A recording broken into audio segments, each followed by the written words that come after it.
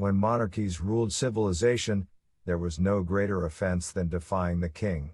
This goes for all social classes, commoners, aristocrats, and even the most powerful women in society, the queens of the kingdom. Female monarchs, in particular, had to tread lightly in the royal court.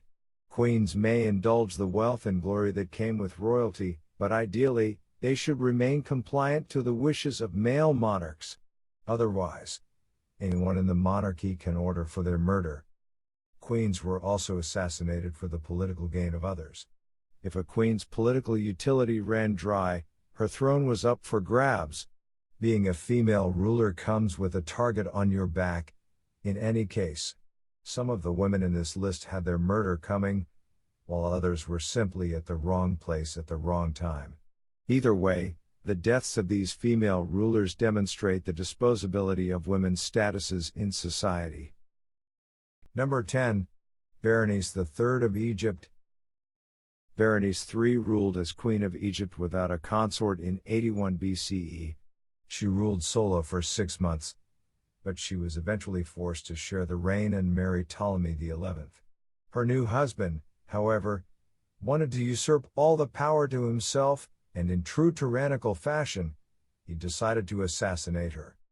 Berenice previously served as co-ruler with her first husband and uncle Ptolemy X, and her father, Ptolemy IX.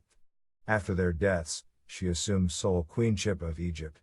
It turned out that she also won the adoration of the public while she was at it. The Roman emperor soon caught wind of this and disapproved of her solitary reign. Reluctantly, she agreed to marry her stepson, Ptolemy XI, under the condition of joint rule. 19 days after they tied the knot, Ptolemy XI arranged for Berenice's murder. He felt it was no use to share the kingdom with his wife. What he did not take into account was the public's favoring of Berenice. Her assassination sparked a public uprising to avenge their queen. Ptolemy XI was lynched by her angry populace a few days late. Number 9. Amastris. Amastris ruled Heraclea for 5 solid years, but she knew it would not last. After an effective tenure as queen, she would eventually have to resign the kingdom to her heirs. That still did not stop her sons from taking her life before she could even make the decision to retire. Amastris, or Amastrin, was the niece of Darius III, the king of Persia. She had 3 marriages that ended badly. Her first husband, Craterus, ran off to marry another woman.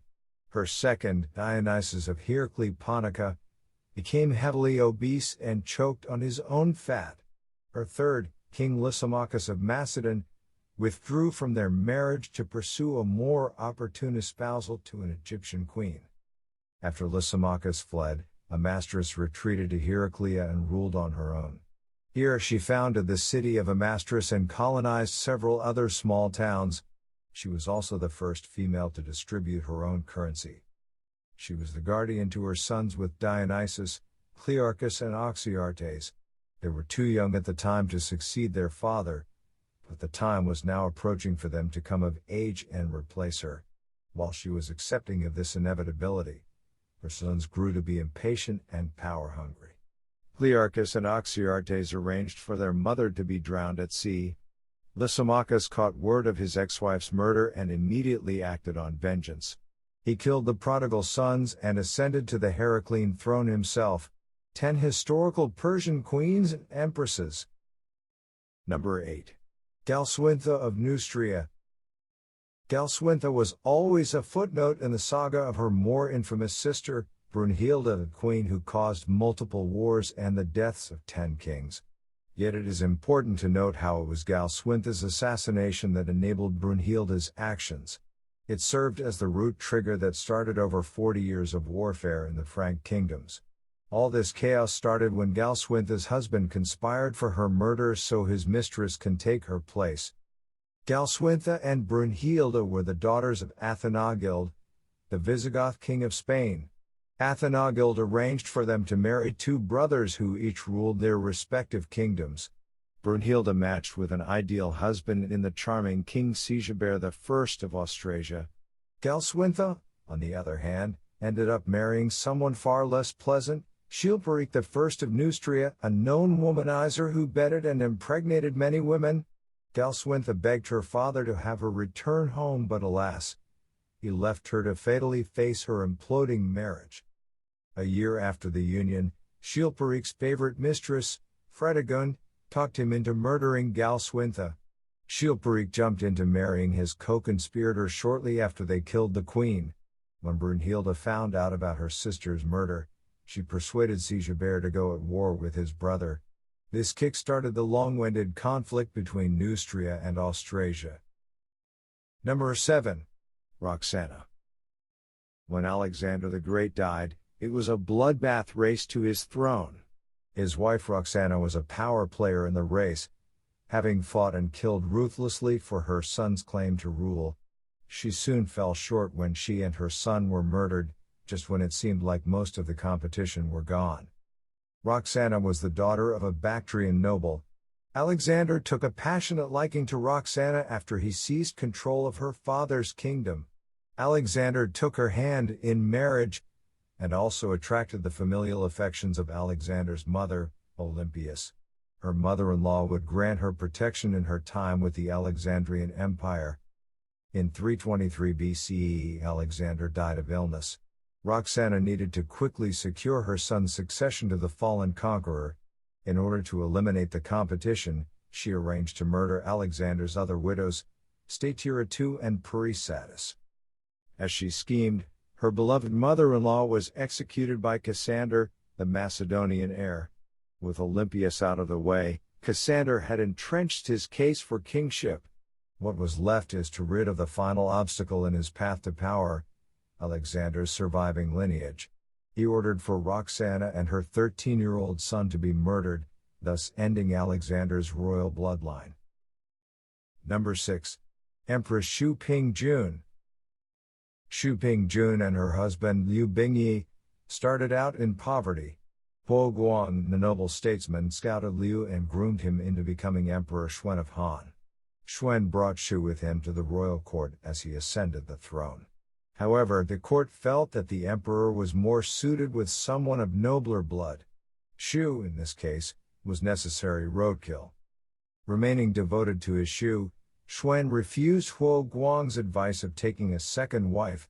Huo particularly offered his daughter for marriage, but to no avail. The emperor proceeded to crown Shu as the Han Empress. Huo Guang's wife, Lady Shen, did not take kindly to her daughter being denied the role of empress. When Empress Shu was pregnant, Shen arranged for her doctor to tamper with the empress medicine. Shu died by poison, and as a result, Emperor Xuan ended up marrying the Huo daughter. But as soon as he found out about how his wife's murder, he ordered for almost the entire Huo family to be killed. Top 10 Surprising Queens in History. Number 5. Ynez de Castro.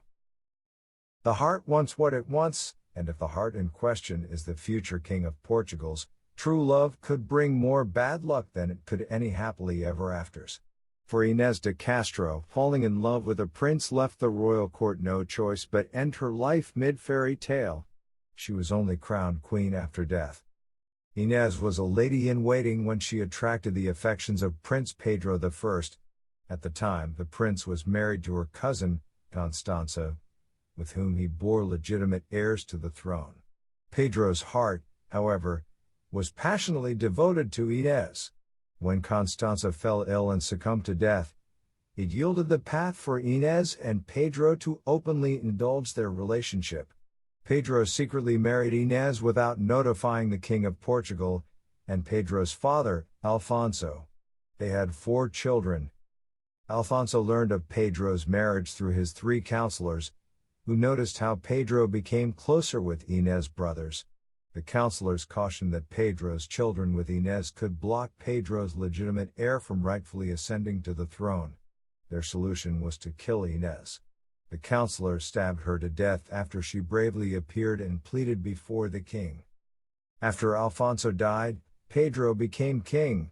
His first order of business: vengeance. He ordered for the hearts of 2 counselors to be ripped out of their bodies. After publicly disclosing his marriage to Ynez, He posthumously declared her the lawful Queen of Portugal. Pedro organized a lavish funeral, some say he even had Ynez's corpse retrieved and sat on the throne. Number 4. Blanche of Bourbon. Blanche is yet another queen who was subjected to a complicated, loveless marriage. Her husband's disdain for her escalated to her imprisonment in a tower. Yet unlike Sleeping Beauty, the one who would come to her was not a rescuer, but her executioner. To unite the French and Spanish kingdoms, Blanche's parents arranged her marriage to Pedro of Castile. Link 8, p. 87. After he married Blanche, Pedro did not take a liking to his new wife at all. His loyalties lied instead with his mistress, Maria de Padilla. This was much to the bewilderment of people around him. Blanche was perceived to be as gracious and charming as a queen could be. A popular rumor was that Maria de Padilla bewitched Pedro into being repelled by Blanche. Then came the rumors of Blanche falling in love with one of Pedro's enemies, Saint Iago. Upon hearing of this, Pedro locked her in the castle of Medina Sidonin. She was trapped for years until Pedro arranged for one of his executioners to kill Blanche. This and many other injustices under his rule earned him the title of Pedro the Cruel. 10 most famous love stories in history and literature. Number 3. Aishwarya of Nepal. Few families can match the notoriety and melodrama of Queen Aishwarya and the Nepalese royals. The family boasted a long history akin to Game of Thrones meets The Bold and the Beautiful. The crown prince unexpectedly massacred the queen and the rest of the immediate royal family. Queen Aishwarya was not a popular woman. Compared to the well-mannered King Virendra, the queen was forceful, greedy, and openly corrupt. She was also adamantly against democracy. Many identify her as the one who called the shots in the family, like a Nepalese Lady Macbeth to her weak-willed husband. She did not, however, expect such a drastic karma like the assassination of her family. There are 2 theories about the massacre's motive. The first has to do with Aishwarya blockading her son's marriage. Prince Dipendra brought home a girl who not only half Indian, but also belonged to a rival faction. Aishwarya refrained from giving them her blessing. At a family function, Prince Dipendra reportedly went on a drunken shooting rampage. He shot the queen, the king, his 2 siblings, and 7 other family members before killing himself. The second conspiracy pertained to the king's brother Gyanendra and his pursuit for power. Some Nepalese people suspect that Gyanendra framed Dipendra to yield his ascendancy to the throne. Eyewitness reports, however, overwhelmingly support the former theory. Number 2. Elizabeth of Bosnia. Elizabeth looked out for the best interests of her children. As regent to the young Queen Mary of Hungary, she was heavily unpopular during her rule and many wanted to depose her daughter. She was desperate to keep Mary seated on the Hungarian throne, and she even resorted to murder. For her enemies, the only way to deter her political influence was her death. Elizabeth had no male heirs with her husband, King Louis I of Hungary. After Louis died, Mary was crowned queen at age 11 with Elizabeth as regent. They ruled for 3 years until 2 prospective usurpers entered the picture.